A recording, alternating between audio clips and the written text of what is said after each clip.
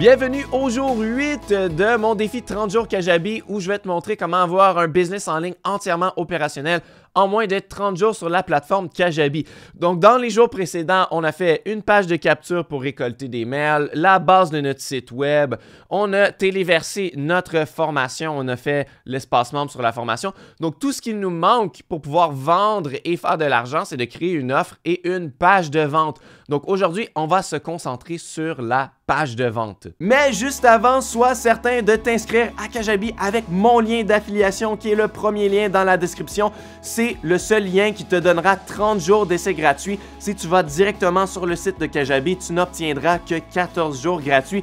Donc, c'est important de passer par moi. Et surtout que non seulement tu vas pouvoir doubler l'essai gratuit, mais tu vas avoir accès à ma formation complète Puissance Kajabi. Dans cette formation-là, j'ai une section accélérateur qui va te montrer beaucoup plus rapidement comment avoir la base de ton site web opérationnel pour pouvoir vendre tes formations en ligne. Ça va être beaucoup plus rapide qu'en 30 jours. Et ensuite, lorsque mon défi 30 jours sera terminé, je vais aussi l'ajouter à cette formation-là. En enlevant les publicités et les sections où je te dis d'utiliser mon lien d'affiliation, bien sûr. Et donc, tu auras le choix et un accès à vie à cette formation-là. Est-ce que tu veux la version accélérateur pour aller plus vite ou tu veux la version en profondeur de 30 jours où je te donne une action chaque jour à faire et à la fin, tu vas comprendre toutes les fonctions de Kajabi et tu vas avoir un site web complet de créer. Donc, encore une fois, pour avoir accès à tout ça, c'est le premier lien dans la description. Et sans plus attendre, continuons avec cette leçon. Donc, c'est très similaire à faire son site web, mais je vais aller plus loin aujourd'hui. Je vais te montrer une page de vente que j'ai créée sur mon premier business pour que tu vois c'est quoi un peu les genres de sections que j'ai utilisées, chaque bloc, dans quel ordre les mettre pour faire une page de vente convaincante et après ça, je vais te montrer comment le faire de façon technique.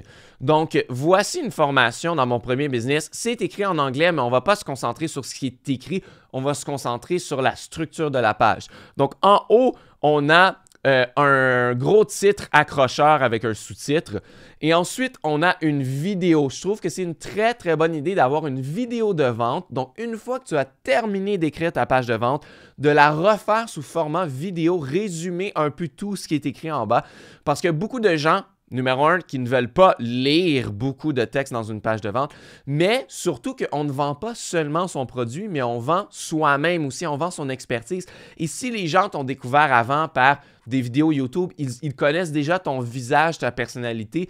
Donc, de le faire par toi-même avec un côté humain dans une vidéo, ça peut vendre beaucoup mieux que seulement du texte. Donc, il y a des gens qui préfèrent les vidéos, il y a des gens qui préfèrent lire et on veut pouvoir s'adresser à tous ces types de gens-là. Donc, c'est important de faire une vidéo. J'ai déjà vu des vidéos de vente de 20 à 30 minutes. Moi, je préfère les faire plus courtes et leur dire si vous voulez plus de détails, vous pouvez lire plus en profondeur en bas. Donc, de 5 à 7 minutes en général, c'est bon. Donc, cette vidéo-là, ici, c'est environ 5 minutes pile. Et c'est important d'avoir un bouton en dessous pour amener directement au checkout si jamais la personne n'écoute que la vidéo et elle est déjà convaincue pour qu'elle n'ait pas à lire tout le reste. Évidemment, on n'a pas encore créé l'offre. Ça, on va faire ça demain. Donc, on va revenir sur notre page de vente, mettre le lien sur chaque bouton qu'on va avoir créé. Ensuite, c'est surtout des sections de texte et d'images. L'important, c'est ne pas d'avoir beaucoup de texte très dense à lire. Donc, de mettre des titres, beaucoup de mettre ça en gras et en italique et souligner et mettre des couleurs et utiliser beaucoup de bullet points, hein, des points listés comme ça. Donc ici, j'ai des bullet points. Ici, j'ai une liste avec des numéros et tout ça pour briser un peu la lecture et que ça ne soit pas trop dense et que la personne ne décroche pas. Et utiliser des images aussi, ça aide pour ça. Donc, la majorité de tout ça, ça sert à ça. Donc, moi, cette formation-là, c'est montrer aux gens comment autoproduire leur propre album de haute qualité à partir de la maison. Donc là, je mets plein d'images. Je dis, hey, moi, j'ai déjà écrit beaucoup d'albums à partir de la maison. Voici toutes les pochettes. Je l'ai fait plusieurs fois. C'est pour ça que je peux te l'enseigner. Ensuite, révéler le logo de la formation. Et tout ça, c'est des sections de texte ou d'images, donc ça ne sera pas si compliqué. Ensuite, de lister ce qu'il y a dans les modules, mais c'est important de lister les bénéfices. Donc, au lieu de dire tout simplement c'est quoi le titre de chaque leçon, hein, ça ne fonctionnera pas de dire Méditation 101, partie 1 de 4. Méditation 101, partie 2 de 4. Ce n'est pas vendeur. Il faut mettre les bénéfices de chaque leçon pour que la personne dise « Wow, j'ai envie d'apprendre tous ces trucs. » Donc, par exemple, moi ici, je vais dire une tâche controversée à faire qui va te donner de l'inspiration de façon infinie pour écrire ta musique. Ce que je fais chaque fois en débutant mon album pour pouvoir sauver des heures de travail. 5 façons puissantes de prendre des petites idées et d'en faire des chansons complètes. Comment avoir des enregistrements de haute qualité à partir de la maison et ça vous prend beaucoup moins d'équipement que vous le pensez. Donc, tu vois, c'est vraiment de donner des bénéfices le plus possible. Donc, non seulement tu vas apprendre comment enregistrer ta musique à la maison, mais tu vas apprendre comment le faire de haute qualité et tu as moins d'équipement à acheter que tu le penses. Donc, c'est comme 3 bénéfices dans le même. Donc, faire ça avec chacune de ces leçons, faire un petit remue-ménage, c'est quoi les bénéfices de chaque leçon et les lister, ça va être beaucoup plus vendeur. Ensuite, c'est de révéler le prix, de faire un bouton pour pouvoir acheter, une section de garantie. Donc, moi, je donne 60 jours, 100% de l'argent remis. Ça enlève le risque. Si jamais ce n'est pas un bon fit, la personne peut ravoir son argent. Il ne faut pas avoir peur. Si ta formation est bien faite et elle est très utile, il n'y aura pas un grand taux de remboursement. S'il y a un grand taux de remboursement, ça veut dire que ta formation n'est pas assez bonne. Il va falloir revenir à la case départ. Ce n'est pas normal si 20% et plus des personnes veulent un remboursement. Ensuite, la section bonus. Les questions fréquemment posées. Donc, il y en a qui le mettent à la toute fin. Ça peut être mis un peu n'importe où. Donc, on n'a qu'à cliquer pour avoir les réponses.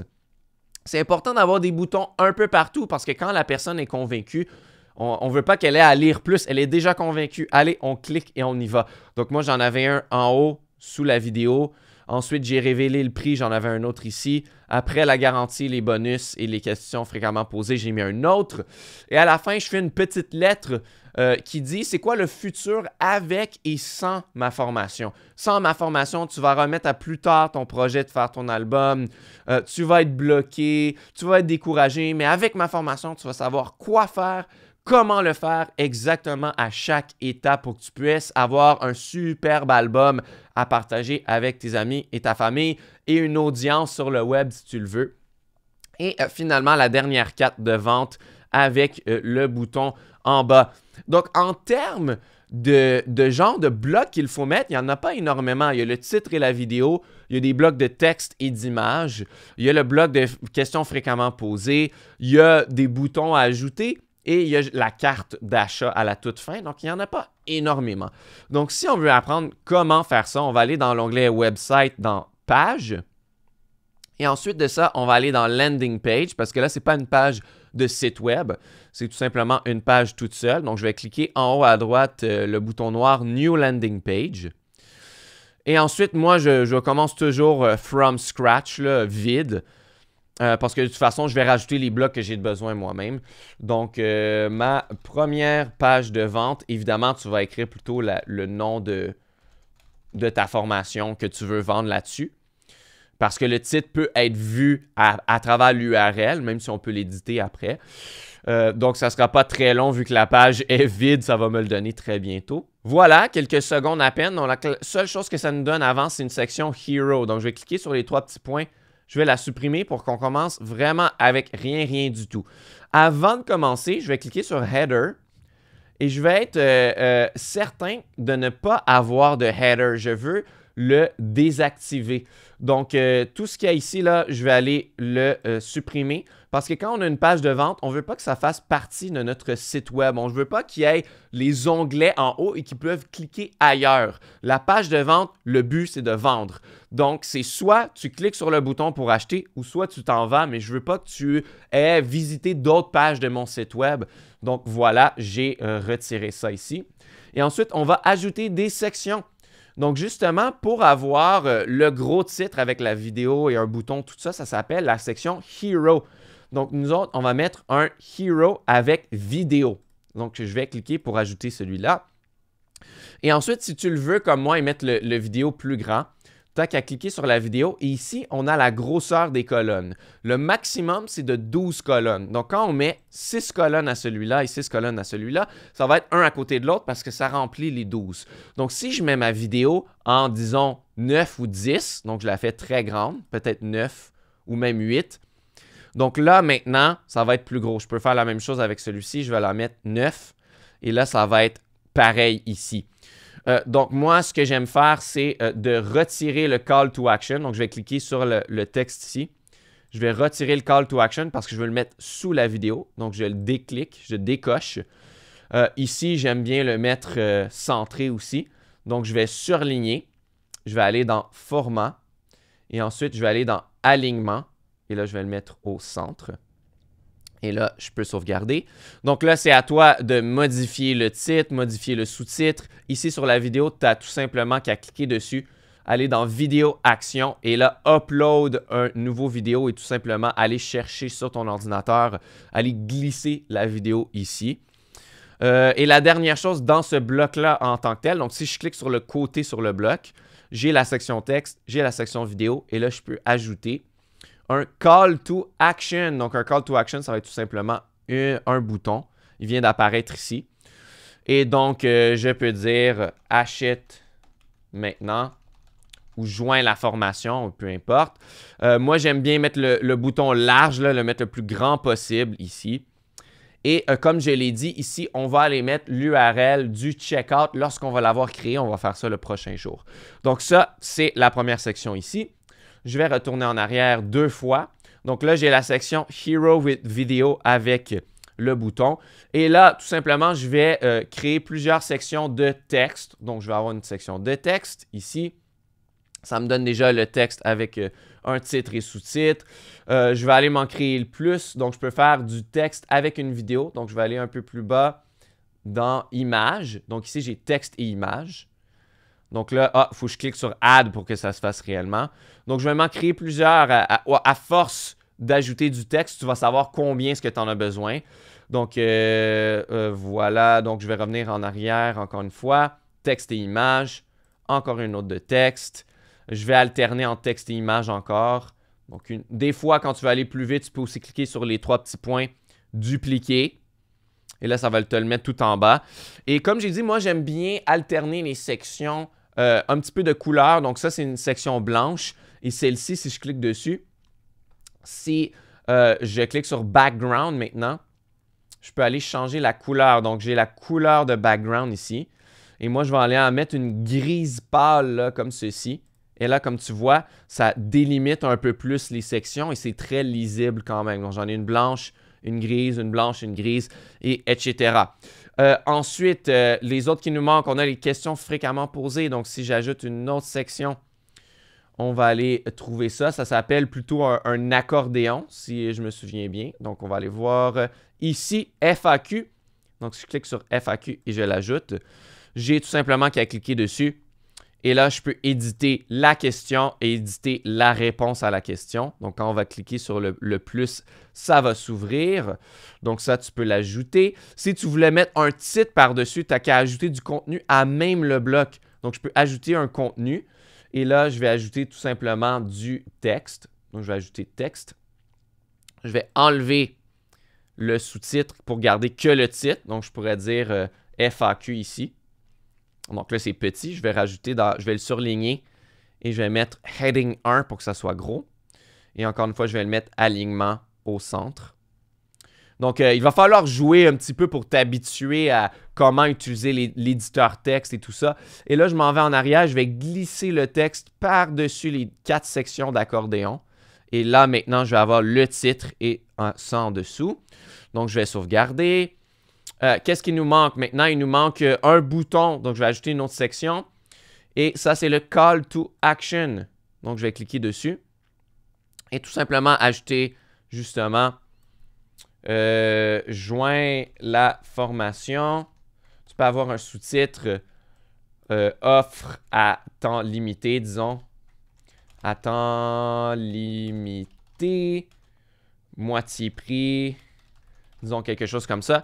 Et là, le bouton aussi, on va aller cliquer dessus pour dans le call to action ici. Et on va aller rajouter le lien vers le checkout plus tard.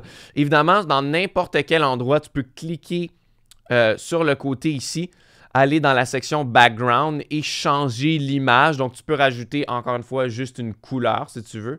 Donc, je peux rajouter cette couleur-là seulement. Et au lieu d'une image, ou tu peux sélectionner une image pour le background. C'est toi qui vois. Et la dernière chose qui me manquait pour avoir la même chose, c'est de rajouter la carte de paiement. Donc, si on va un peu plus bas, encore, Offers and Pricing.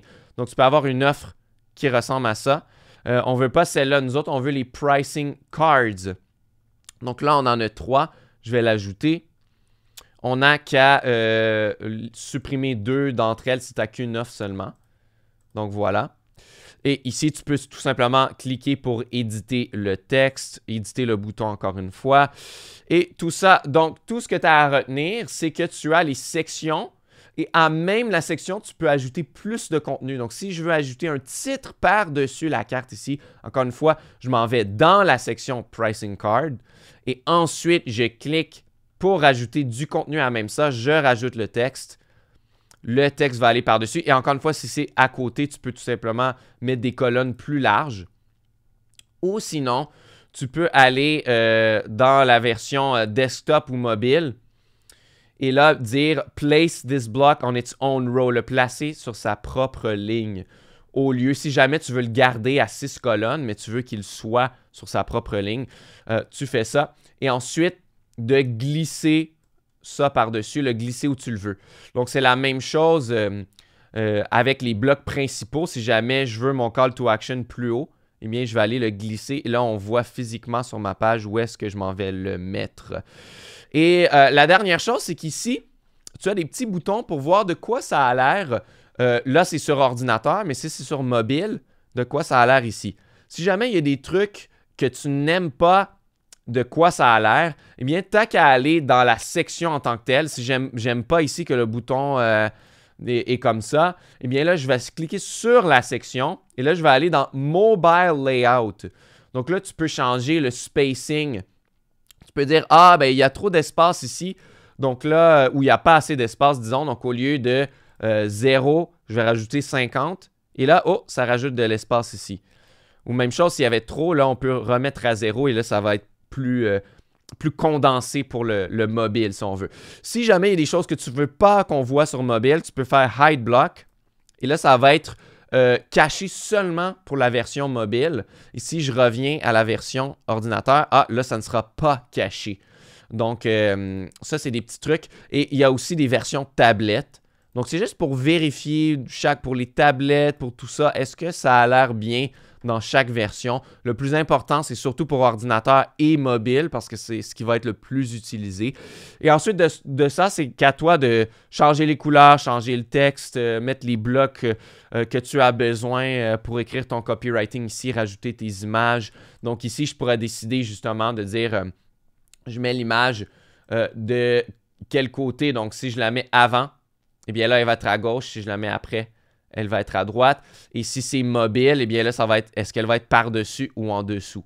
Donc, voilà la base pour faire une bonne page de vente. J'espère que tu vas bien t'amuser avec tout ça. Évidemment, il y a beaucoup plus de choses à rajouter que ces 5 blocs-là. Il y a tellement de sections. Il y a des countdowns, des quiz, des galeries d'images. Tu peux même avoir de l'audio. Ah oui, il y a aussi les testimonials. Donc, si tu veux justement rajouter... Tu as des clients qui t'ont fait des témoignages, eh bien, ça peut être très bien de rajouter un testimonial, rajouter la photo de la personne et tout ça.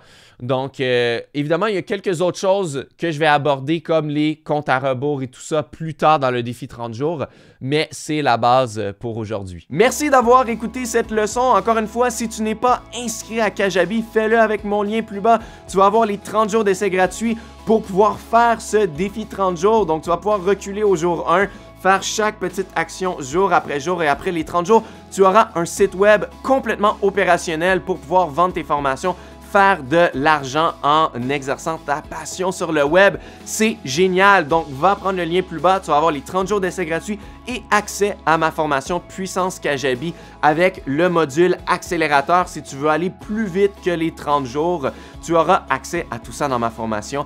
Donc, j'espère t'y voir. Merci beaucoup d'avoir écouté cette vidéo.